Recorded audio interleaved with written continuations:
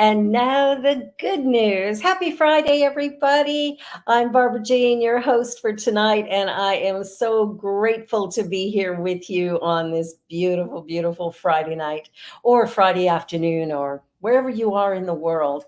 So let's begin. So, August is a remarkable month for stargazers, shall we say. So, double supermoons and the most popular meteor shower of the year is here in August. So it started on August 1st with a supermoon that rose over Earth with 99% illumination occurring during the night.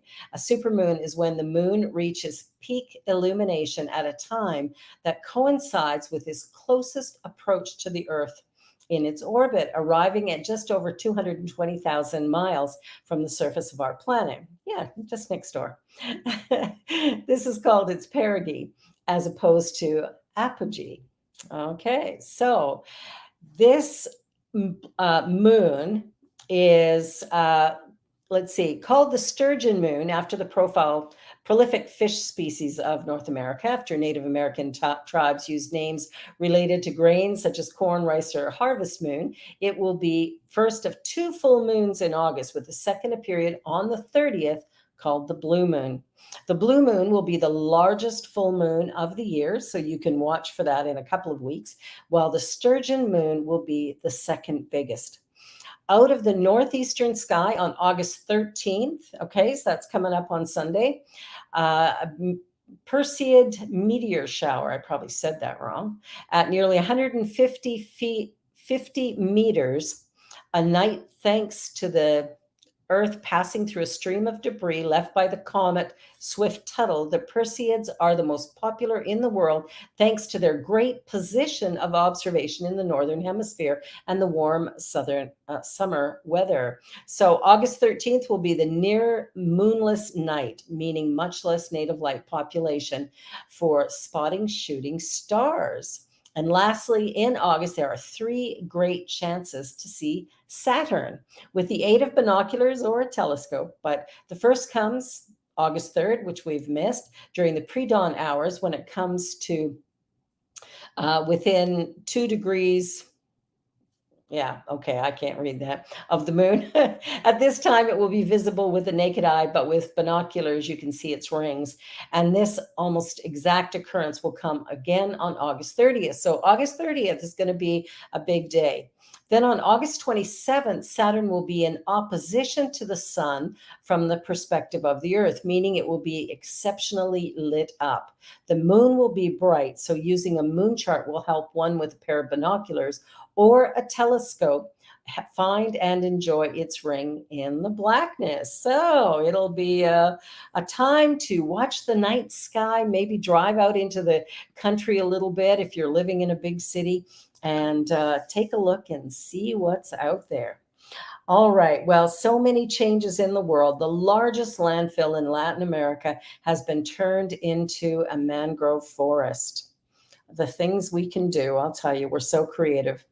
At nearly 150 acres, the Jardim Gramaco landfill in Rio de Janeiro was one of the largest and most infamous in all of Latin America. Now it's a mangrove forest teeming with life.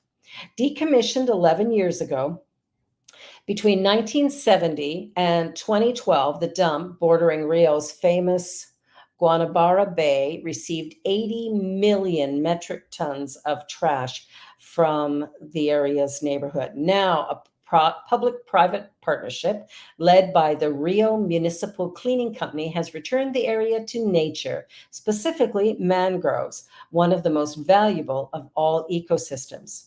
Planting 24 acres of mangroves at a time, today the forest stretches out more than 120 acres and is the largest mangrove area of the bay. Before we polluted the bay and the rivers, now it's the bay and rivers that pollute us, a lead official on the project told Africa News. Today, the mangrove has completely recovered. Other organizations have taken action to restore mangroves along the bay as well. The nonprofit Ocean Pact funded This project will successfully restore 12.5 hectares or around 25 acres of mangroves. And according to some estimates, 1 acre of mangrove forest can store more carbon in roots and soil than 4 acres of even the most biodiverse rainforest, making them paramount to any world climate mitigation strategy. Now, we know the earth is warming up, and we know that the way to cool it is to take carbon out.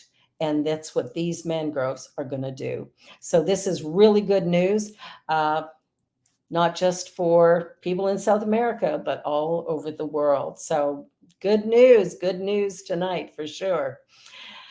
Well, and here's a lovely story. The people that live in our world that don't necessarily get the pats on the back that they should. And I think this family definitely deserves that. A teen who is floundering in foster care finally gets to be a sister with a real family for the first time. At 5 years old, Mariah entered foster care after enduring abuse and neglect from parents with mental health and substance abuse problems. For 9 long years, she went back and forth between multiple foster homes and her mother's home, never experiencing the stability of a real family. For years, Mariah was afraid she might never get adopted. I knew what adoption was, but I just didn't think that was something that was going to happen for me, said Mariah. I felt invisible. Then all changed when she was referred to the Dave Thomas Foundation for Adoption. Their signature program hires adoption professionals dedicated to finding permanent families for youth in foster care or who are too often overlooked. Teenagers, definitely. One of the recruiters, Megan, got to know Mariah and built her a network of mentors and supportive adults, two of whom were like Emily and Emily and John. The couple got to know the New York teen through community activities and dinners where they'd listen to what was happening to her life. Over time, Mariah began to trust Emily and John and open up like never before. They forged an unbreakable bond until finally, just before her 15th birthday, they announced that they wanted the bond to be forever. How great is that? Most teenagers end up swept under the carpet. Well, they adopted her as a daughter. It took a huge weight off my chest knowing that I didn't have to worry about not having a home anymore, said Mariah. I haven't felt relief literally at all in my life before. Not only does she now have a father for the first time and a loving permanent home, but a little sister. She's the light of my life, Mariah said of the little girl. Well, it's hard to imagine adopting a teenager, but I know for myself, if I were to adopt a child, probably it would be a teen. I think they're remarkable and brilliant and beautiful. And I just hope somebody hearing this story decides to get to know some teen that is in need of a home and maybe offer up the same beautiful gift. Well, staying on the story of humanity and humans and the beautiful things and the way people can be, here is a lovely senior. She finds love and connection greeting people at Walmart. After her husband died, she says working is beautiful therapy. So, in colorful clogs and a blue hat to match her Walmart team vest, 86-year-old Mary Ruth Robinson is a greeter at the Carrollton, Kentucky location. But to the people shopping there, she is so much more, an infectious personality with the power to turn around anyone's day.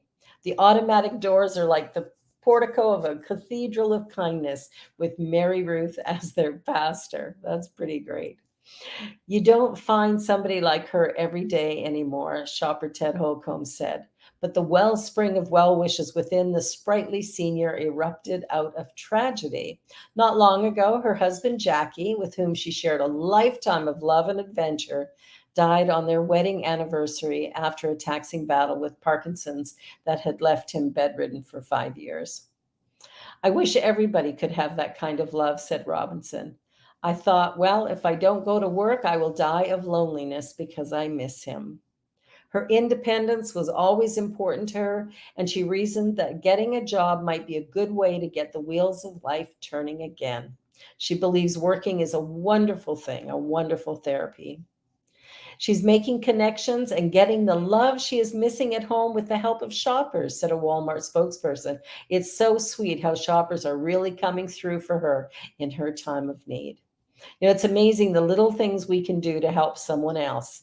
Those small ways, sharing a smile or just saying hello or good morning, ways that we can make a difference. So I am so excited for her. Good for her to step up and do what she needed to do. That is really excellent self care. Well, on that note, we're going to take a little commercial break. And I want to say thank you to the Good News Network, where we've gotten many of our stories for tonight and for last week and probably for next week as well. So, on that note, let's just take a brief pause and we'll be back with more good news. New Thought Media Network. We are a global broadcast network of positive music, media, and entertainment, inspiring humanity's evolution along the journey of enlightenment and creating a world of love, peace, empowerment, and prosperity for all.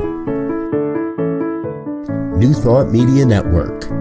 Positively inspiring.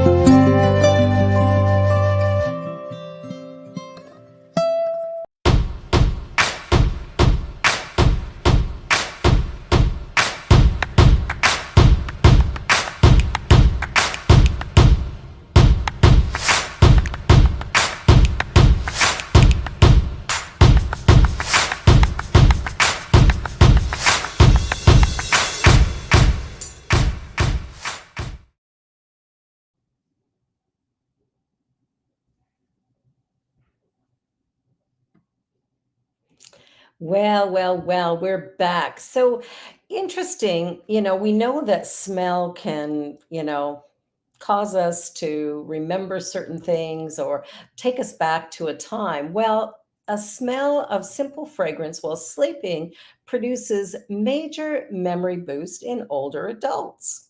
Hmm. So, when a fragrance wafted through the bedrooms of older adults for 2 hours every night for 6 months, memories skyrocketed. Participants in the study of neuroscientists reaped a 226% increase in cognitive capacity compared to the control group.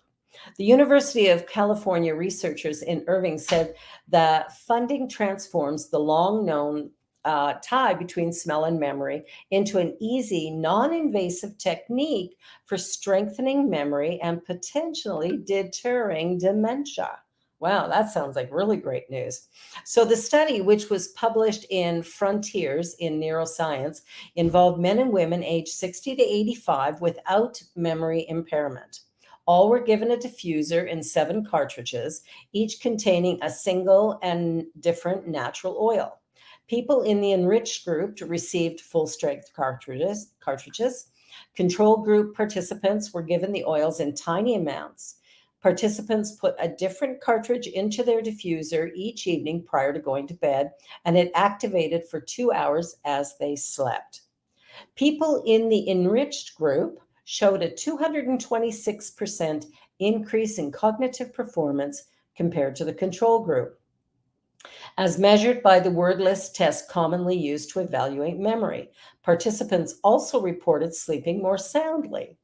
Brain imaging revealed better integrity in the brain pathway called the left unsonate. Okay, so the left brain pathway. This pathway, which connects the medial temporal lobe to the decision making prefrontal cortex, becomes less robust with age. Hmm. Scientists have long known that the loss of olfactory capacity or ability to smell can predict development of nearly 70 neurological and psychiatric diseases, including Alzheimer's and other dementias, Parkinson's, schizophrenia, and alcoholism. Evidence is also emerging about a possible link between smell loss due to COVID and ensuing cognitive decrease. Researchers have previously found that exposing people with moderate dementia to up to 40 different odors twice a day over a period of time boosted their memories, enhanced language skills, eased depression, and improved their olfactory capacities. Wow, this is really important. As a woman who's in her senior years, I gotta say, I'll be getting myself a diffuser and see what good I can do with my memory. I don't know about you, but this could be great news. All right. So, there's all sorts of fun stories in the news sometimes, and this one comes from Sunny Skies, and it is a very sweet story. It's man's response to what is the most a dollar has gotten you? And this was a question that was asked. It was posted on the Reddit forum and garnered more than 8,000 responses. However, this is the one that won the day. A wife, three beautiful children, and frankly, my life as I know it. Wow. So he went into more detail. Back in junior high, I liked a girl and flirted with her quite a lot. One time during a band trip, we stopped at a gas station and she bought me a pack of gum. I tried to pay her back $1, but she refused. So I slipped the dollar in her pocket. She then slipped the dollar in my backpack, and so began the back and forth with the $1 bill. We found silly ways to give it back and forth. I mailed it to her house. She stuffed it in a gum wrapper and offered me a piece. I then decided that I would ask her out on this $1. I wrote, "Will you go out with me on it?" and put it in a note and gave it to her. She said yes. Of course, it would be a terrible story otherwise, I suppose. About 4 years later, I still had the same dollar kept away. On our anniversary, I wrote, "Will you marry me?" on the bottom of the dollar. We have been married for 15 years and have three awesome kids. We still have that dollar stored away. How sweet is that? I'll tell you, there's so many fun stories. People are creative, and that one is beautiful. All right. So the Good News Network provides a lot of the news that we use here on the New Thought Media Network, Good News. Well, Good News Network readers donated 20,000 meals to hungry kids in partnership with Nutrition Company. And so they wanted to say that to update our loyal GNN readers about a wonderful milestone reached in our partnership with Nutrition Company Live Den. They make yummy green powder for your daily shakes, containing 12 to 14 servings of fruit and vegetables in each scoop. But they also give back to the world, donating for every package purchased 10 free meals to children in need. So far, our GNN customers have provided over 20,000 meals for kids. Live Den currently have a giving outreach in over 20 countries, and with the tremendous support of our wonderful GNN customers, over 20,000 meals have already been provided from the orders they placed, said Heather Holker, CEO and co-founder of Live Den.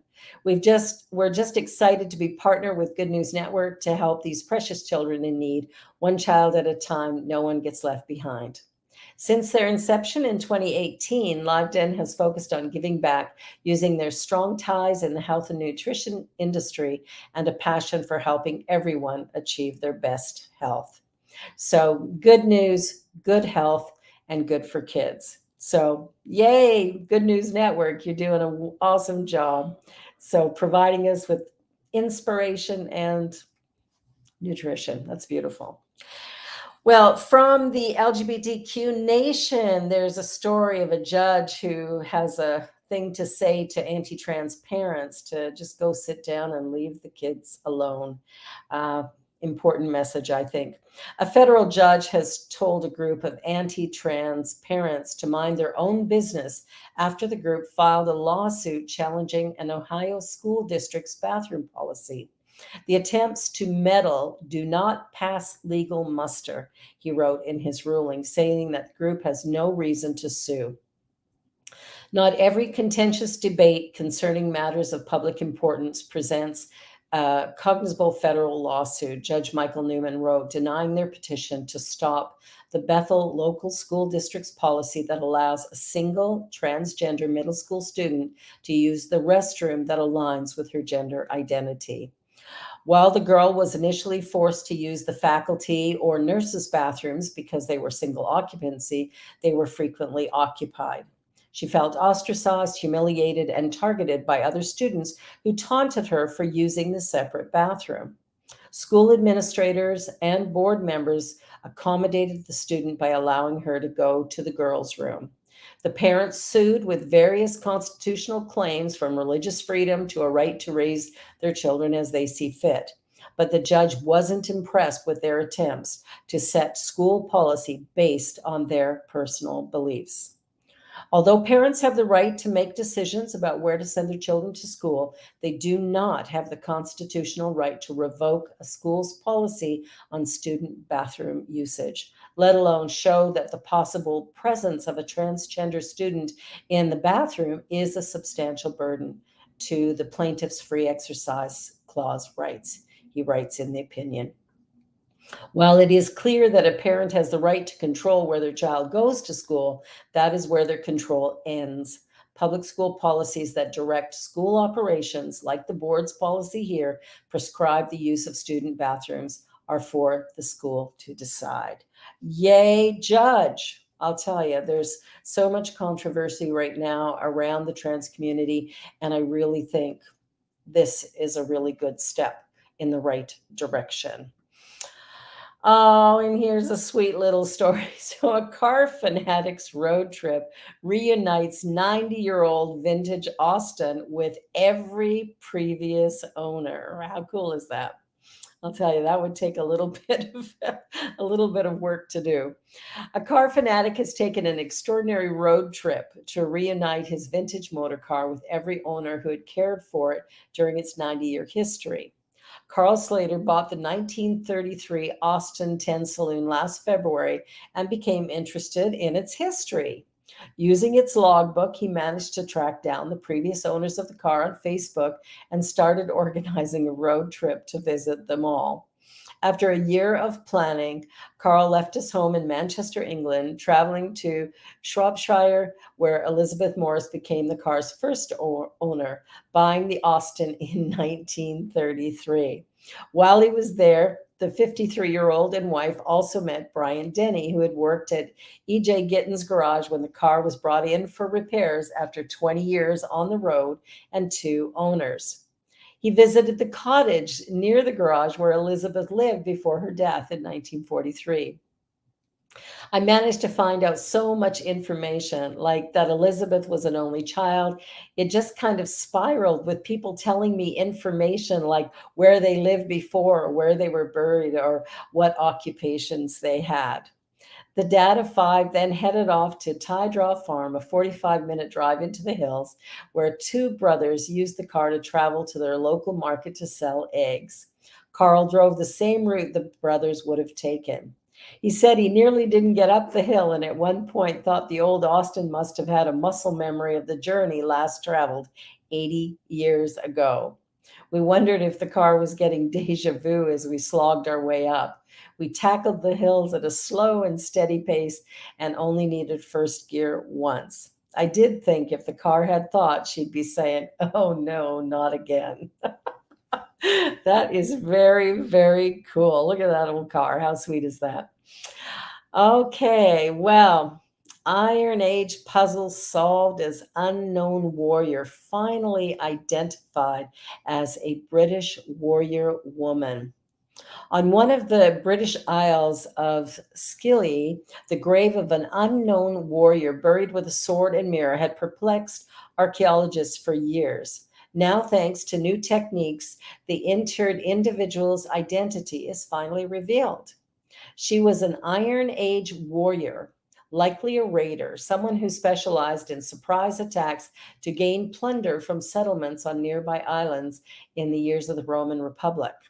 The grave on the islet of Briar, part of the Skilly group, was discovered back in 1999, but due to the near total deterioration of the bones within, the sex of the single buried individual was unknown.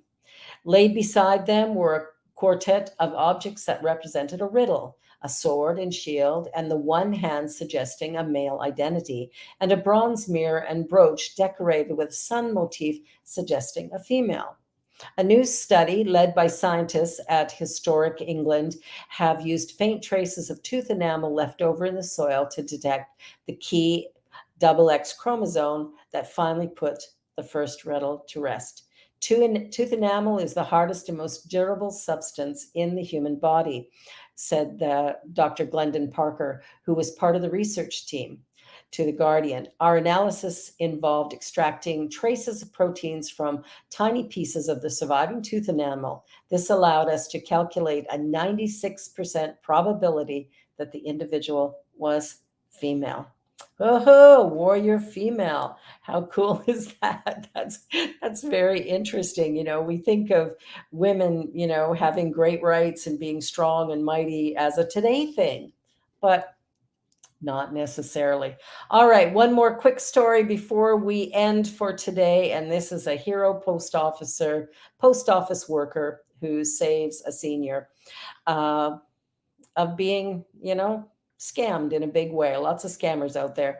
Postal worker in Scotland saved a vulnerable senior by foiling an attempted scam at the last minute, just before she mailed the swindler over $3,000.